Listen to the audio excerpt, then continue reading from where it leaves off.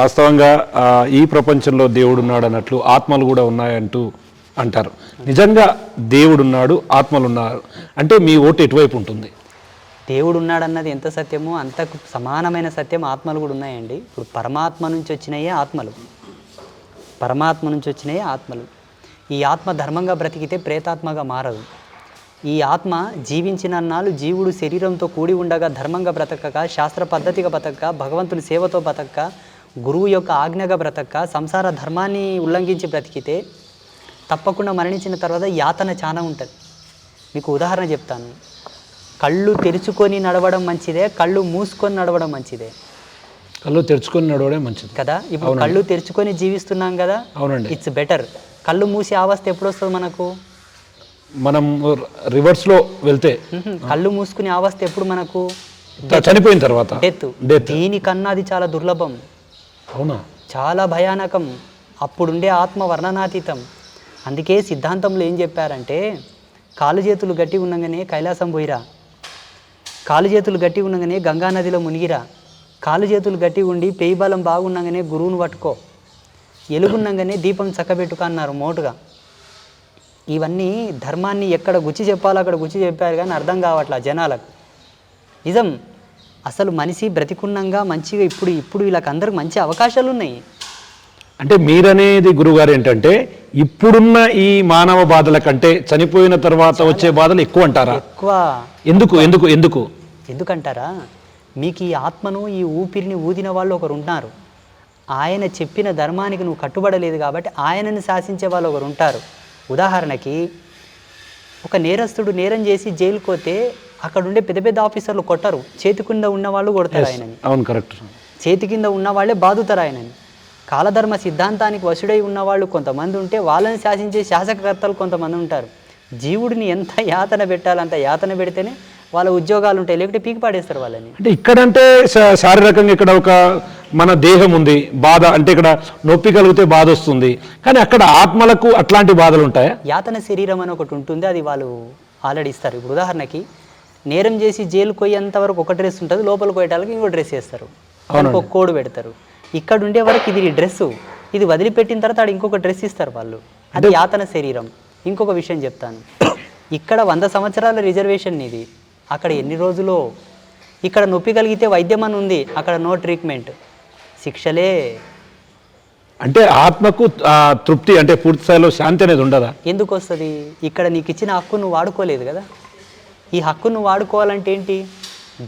ధర్మసింధువులో చెప్పిన పద్ధతిగా జీవించాలి. ధర్మసింధువులో మెయిన్ చాప్టర్ ఏంది? గృహస్థ ధర్మం. గృహస్థులు ఎంత సస్యశ్యామలంగా, ఎంత అన్యోన్యంగా జీవించగలిగితే భగవంతుడు నీకు పుణ్యతిలకం పెట్టి స్వర్గానికి పంపుతాడు. పుణ్యతిలకం అంటే ఇక్కడ పెడతారు నష్టన.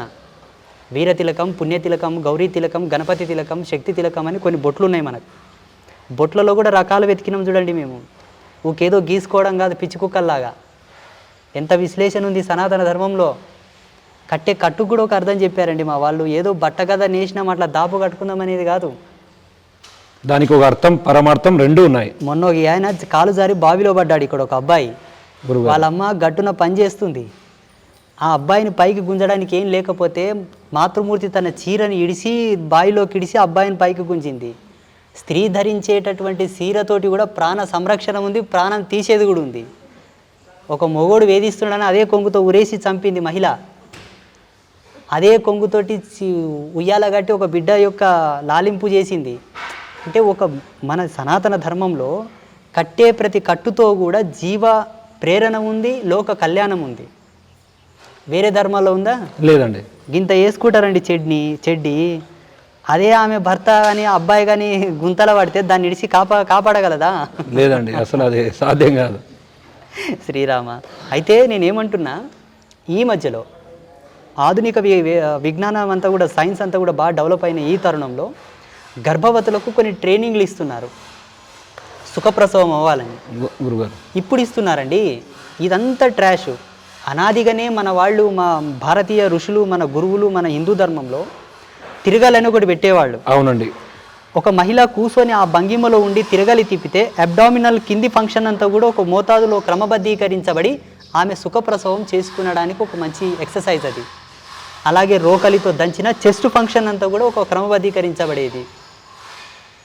రోకలు అవునవును రోగులు చాట జరిగిన, అంట్లు తోమిన, వంగబడి కసు ఊడ్చిన, ముగ్గు పెట్టిన, కూర్చొని రొట్టెలు చేసిన, చపాతీలు చేసిన, వంట వండిన, నిలబడి వంట చేయకూడదు.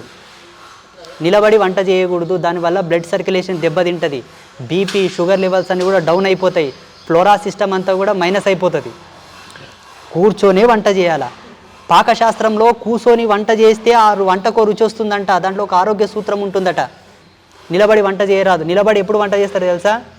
వాస్తవంగా నిలబడి ప్రేతానికి సంబంధించిన కూడు వండుతారు నిలబడి. ప్రేతం కూడది. దేవుళ్ళ వంట కాదు, మనుషుల వంట కాదు. ఏం చేస్తాం? ఇప్పుడు టెక్నాలజీ ఇంత డెవలప్ అయిన తర్వాత ఈ సూత్రాలు ఎందుకు ప్రవేశపెడుతున్నారు? పాతకాలం పాటించమని ఎందుకు చెప్తున్నారు? సైన్స్ డెవలప్ అయిన తర్వాత ఇంకా నాన్ స్టిక్ ప్యానల్స్లతో వచ్చిన తర్వాత ఇంకా ముందుకెళ్ళాలి, కానీ వెనక మట్టి కుండల వరకు ఎందుకు వస్తున్నారు? అవును, ఇప్పుడు మొత్తం కూడా రివర్స్ అవుతూ వస్తుంది. ఎందుకు వస్తున్నారు అంటే ఈ లక్షల సంవత్సరాల కిందనే మాకు తెలిసి ఇదంతా ఏంటి, ఇది ప్రమోట్ చేసినా కూడా మళ్ళీ రివర్స్ రాక తప్పదు, ఎందుకులే అని ఆ అడికే ఉండిపోయినాం. మంచమున్న కడకాలు చాపుకొని బతికినాం. ఇప్పుడు తిరిగి అదే రిపీట్ అవుతుంది. ఏంటి, ఇన్ని బ్యాళ్ళు కడిగి పొయ్యి మీద పడేసి ఇంత ఉల్లిపాయ, ఇంత పచ్చిమిరపకాయ, అంత పసుపు, ఉప్పు వేసినామా అదొక వంట. అనారోగ్యరహితమైనటువంటి వంట, ఆరోగ్యకరమైన వంట. ఇప్పుడేమైంది, ఎవరెస్ట్ మసాలా ఏంటి ఇంత స్మెల్ వస్తుంది అన్నారు, వాడి ఇప్పుడు క్యాన్సర్లు వస్తామంటున్నారు. వాస్తవం.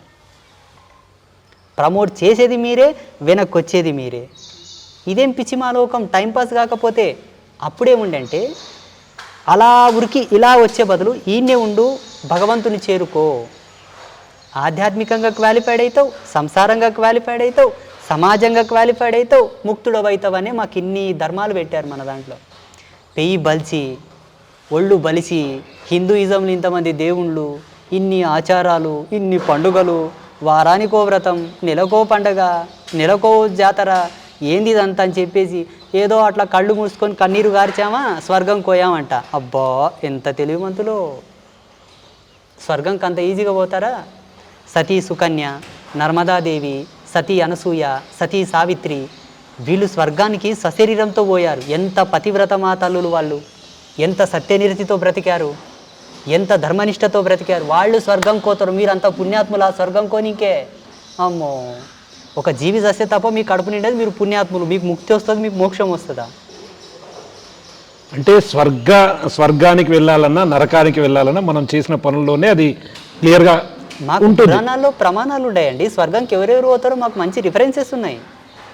ఇప్పుడు వేరే రిలీజియన్లో మనం స్వర్గం కోతాం, మనం ఇక్కడ పోతాం కదా.